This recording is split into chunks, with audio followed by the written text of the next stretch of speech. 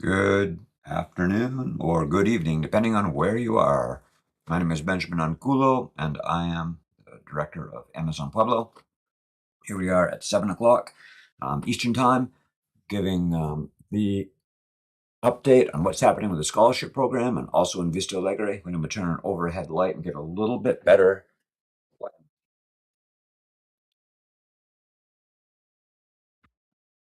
There we go.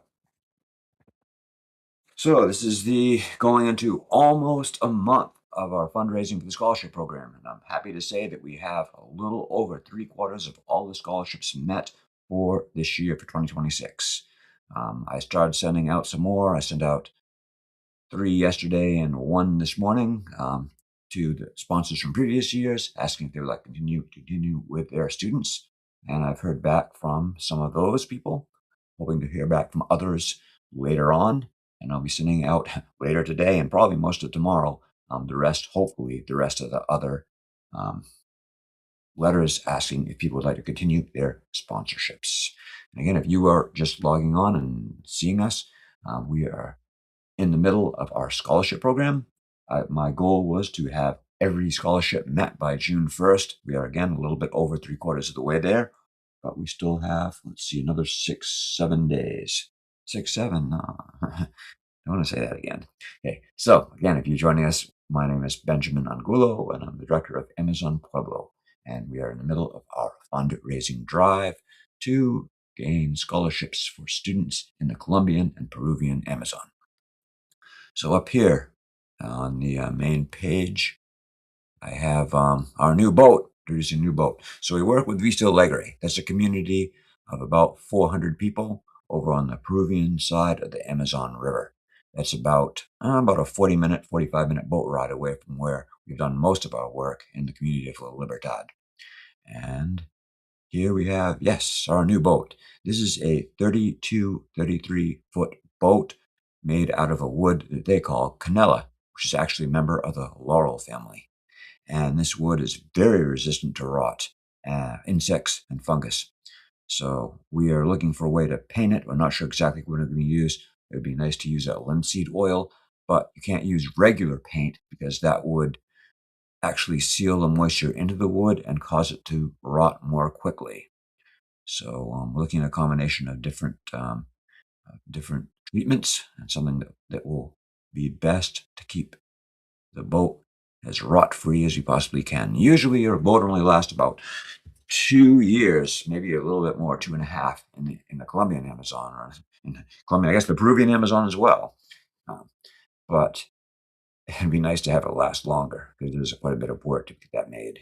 And Roberto is our main contact person over in Vista Alegre, and he has made this boat, which use traditional. I'm not sure exactly what that style is, but it's kind of like a dory if it was up here in Maine.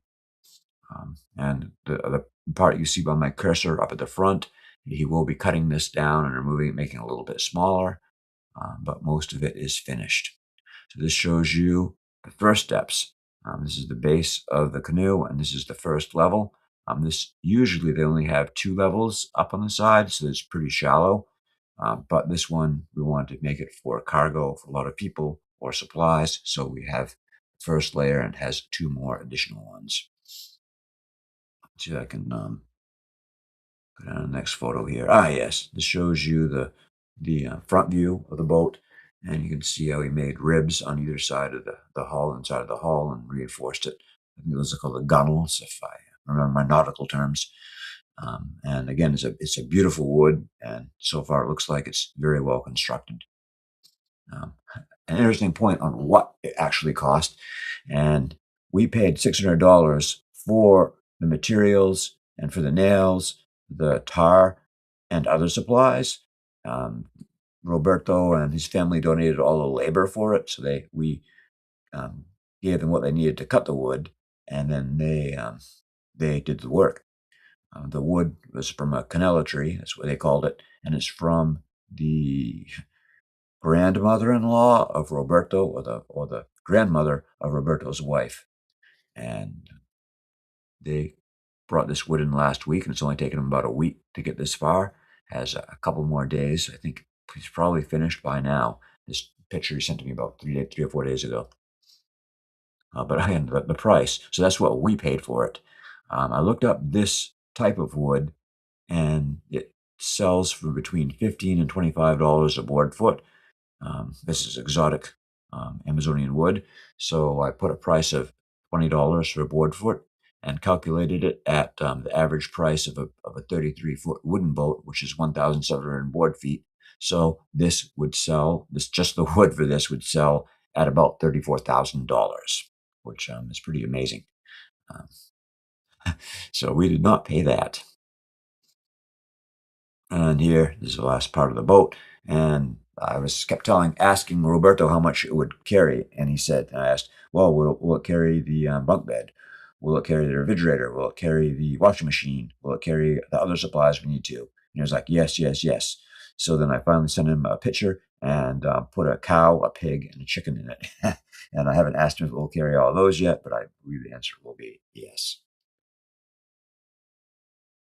Scholarship campaign update. Again, we've reached 3/4 of the way there towards this year's goal. I had some sad news. Unfortunately, there were 8 kids who are not continuing the scholarship program this year.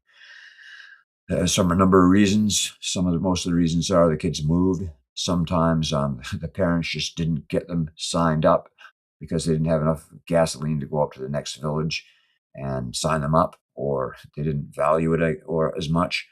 Other personal reasons, they could not continue the scholarship program. But again, um, we missed 8 kids from the 45, so we're down to, let's see, what is that, 37 now? Does that math work out? Yes. Okay. So we, if we have enough sponsors, then we will try to go up to 45 again. But that will make it so I'm pretty sure that even if we don't get all the 45, we'll be able to definitely um, give scholarships to all the 38 kids who are remaining in the program. So that will work out that way. This picture is of me, Ben, the director here, and I am waiting for the kids to do their purchasing at a store called El Ramate. El Ramate has some of the best prices in Amazon. So if you are down in the Port of Leticia, look for the little tienda or store called El Ramate, and you can get some really good deals. And these are kids up in La Libertad. I think about 4 of them are in the scholarship program. Actually, one of them dropped out, unfortunately, but they are very enthusiastically in school, and they are in, I believe they're in physical education class right now. So thank you for joining us. This is another short update on how we're doing, both with the construction and our work in Vista Alegre, and with the Student Scholarship Program campaign for 2026.